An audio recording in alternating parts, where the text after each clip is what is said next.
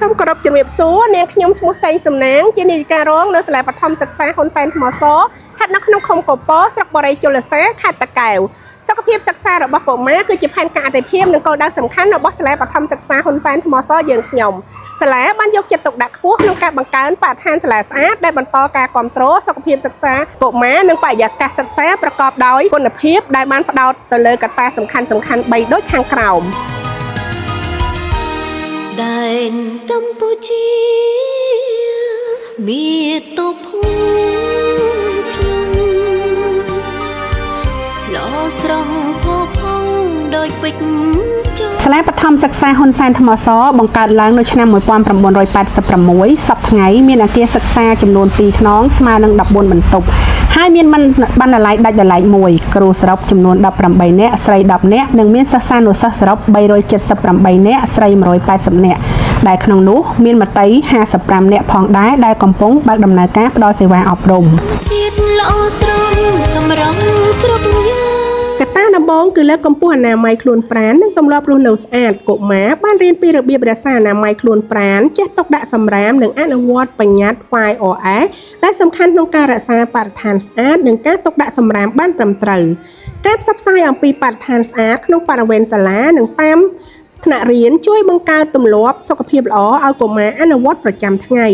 លើសពីនេះការកំណត់វេនសម្អាតនៅក្នុងថ្នាក់និងតាមទីធ្លាសាលាជួយឲ្យកុមារបង្កើននូវទម្លាប់ល្អនិងយល់ពីភាពសំខាន់នៃការរក្សាភាពស្អាតប្រចាំថ្ងៃដើម្បីសុខភាពល្អកត្តាទី2គឺបរិស្ថានសាលាស្អាតនិងមានផាសុកភាពសម្រាប់ការរៀនសូត្រ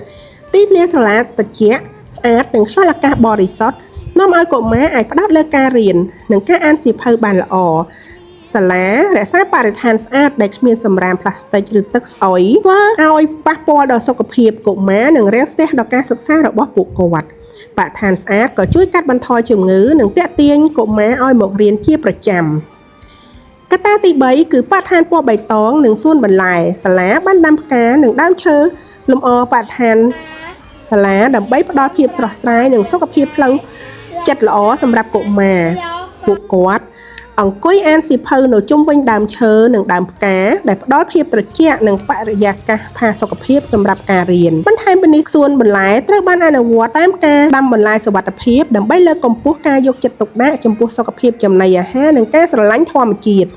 សកម្មភាពដាំក្នុងសួនបន្លែនិងការដាំដើមឈើជួយបង្កើនទំនួលខុសត្រូវនិងចំណេះដឹងអំពីបរិស្ថានដែលអាចប្រើប្រាស់បានក្នុងជីវិតប្រចាំថ្ងៃយុទ្ធនាការទាំងនេះបានអនុវត្តបានល្អដោយសារការចូលរួមយ៉ាងពេញទំហឹងពីលោកគ្រូអ្នកគ្រូគណៈគ្រប់គ្រងសាលាសិស្សានុសិស្សនិងសហគមន៍អាជ្ញាធរមូលដ្ឋាននិងមាតាបិតាបានចូលរួមក្នុងការជួយសម្អាតនិងជួយបង្រៀនកូនអំពីអនាម័យក្រុមប្រឹក្សាកុមារនៅសាលាបានចូលរួមសម្អាតផ្លូវនិងបរិស្ថានជុំវិញសាលារៀនរៀងរាល់ខែដើម្បីលើកកម្ពស់ចលនាសាលាស្អាតភូមិស្អាតសហគមន៍ល្អខ្ញុំសែនស្រឡាញ់មាតុភូមិខ្ញុំពេលបច្ចុប្បន្នជាចុងក្រោយនាងខ្ញុំសូមថ្លែងអំណរគុណទៅដល់ថ្នាក់ដឹកនាំអាជ្ញាធរសហគមន៍លោកគ្រូអ្នកគ្រូសិស្សានុសិស្សដែលបានចូលរួមការពារបរិស្ថាននិងដាក់ចេញនូវយុទ្ធនាការបញ្ឈប់ការប្រើប្រាស់ថង់ប្លាស្ទិកមួយឆ្នាំម្ដងដែលធ្វើឲ្យបរិស្ថានសាលាសហគមន៍និងបរិស្ថានតាមដងផ្លូវមានភាពស្អាតបៃតងគួរឲ្យចង់រស់នៅស្របដោយពាក្យស្លោកភូមិឋានស្អាតសាលាល្អជីវិតរីករាយអនាគតរុងរឿងសូមអរគុណ